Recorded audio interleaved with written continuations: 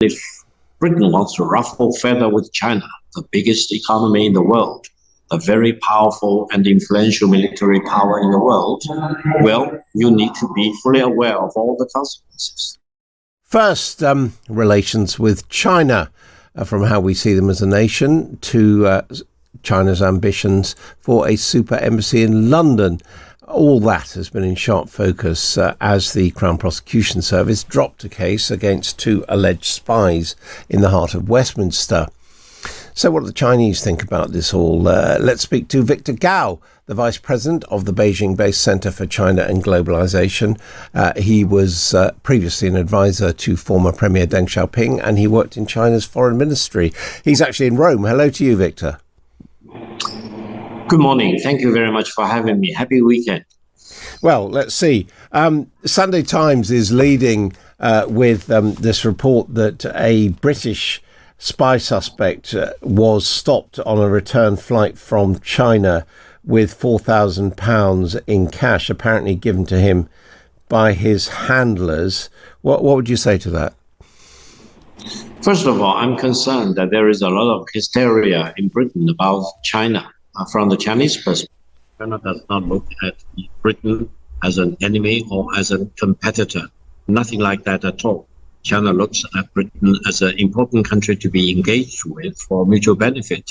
China does not treat Britain as the top priority on its radar screen, and China doesn't have resources or time to spare for looking into Britain. China is very much focused on the United States, because the United States is worried that China will catch up with the United States, and China looks at China. The United States look at China as the pacing threat. Britain is not looking at China as a pacing threat. China is way ahead of Britain in almost all the other categories.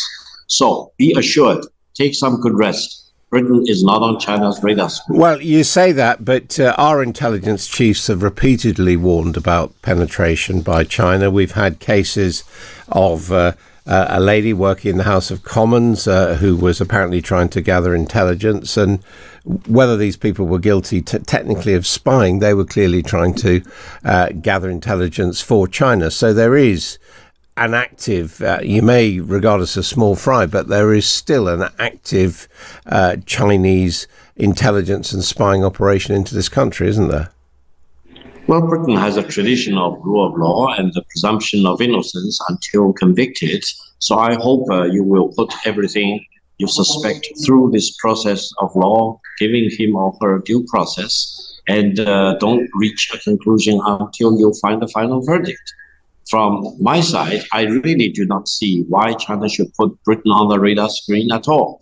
We are not contiguous to each other, for example. We are not a neighboring country by land or by sea.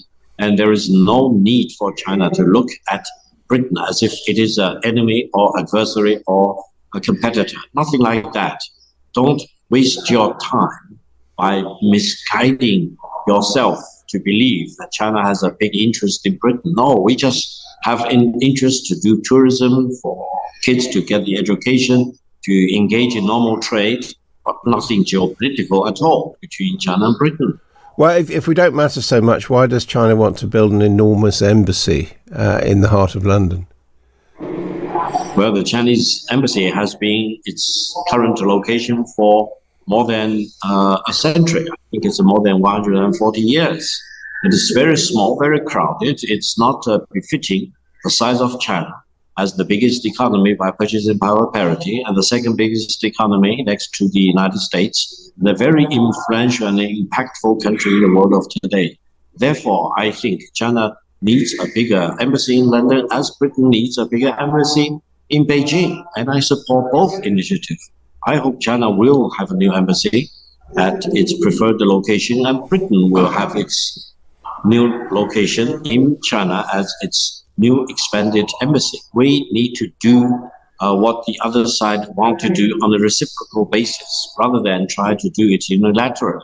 And what do you say to those British politicians who say the reason why China wants an embassy in that location with some rooms for unspecified uses is so that you can tap into communication cables going into the City of London?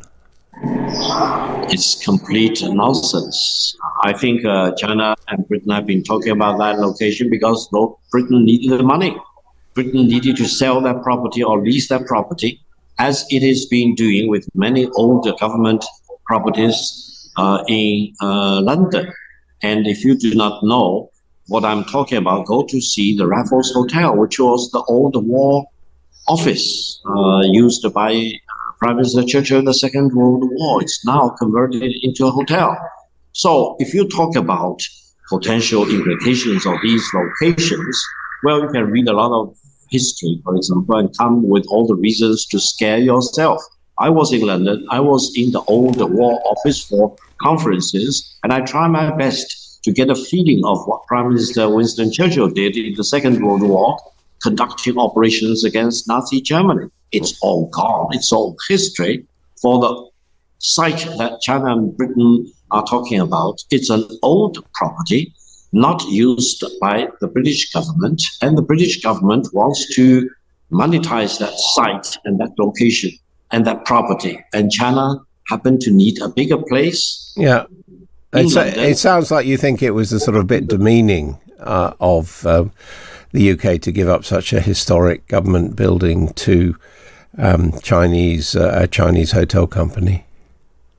Well, it's a decision for the British government to make, and if it does not want to proceed as originally agreed by the two sides, China will not proceed with a new premise that Britain needs in Beijing. So again, it's a quid pro quo business. I think China and Britain will do each other justice by enabling each other to have its preferred site in both Beijing and in London, to make sure that China and Britain, despite of all historically that have happened, can still treat each other on equal basis and view each other as a decent and dignified counterparty to deal with for now and for many decades and centuries to come.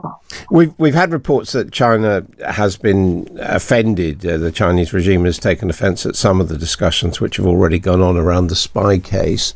What do you think would be the consequence if the British government decides to deny the embassy, the new embassy?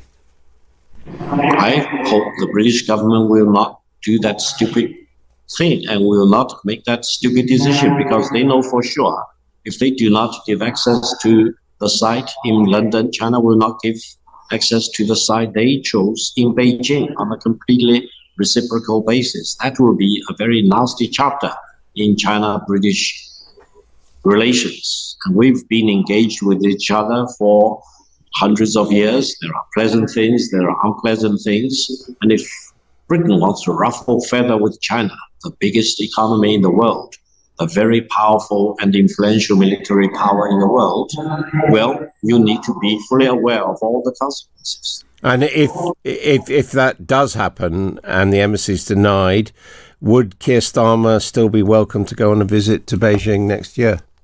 I think Prime Minister Starmer will be better advised not to do so. Not to come, in that case, you think? I'm an optimist, and I have full confidence in China-British relations going forward, for the better, rather than for the worse.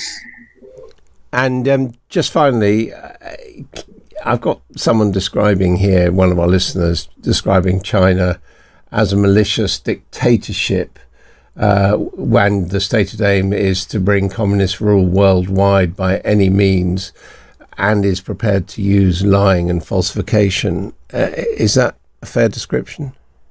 Absolutely not. China is the major force defending free trade for all mankind, not only for the Chinese people, but also for the British people. And ironically, also for the majority of the people in the United States. China is the champion of free trade. And China now defends peace for everyone in the world. China is building up its military capabilities, of course, but that's a measure up against the United States to make sure that the American government and the people in the United States will be more peaceful, to make sure and jingoistic. A war should not be an option between China and the United States, and it should never be considered by Washington as an option against China. In that sense, China is the staunch defender of peace in this world. Victor Gao, thank you very much indeed for joining us, and thank you for pointing out that Deng Xiaoping, for whom he was an advisor, was the paramount leader of China at the time.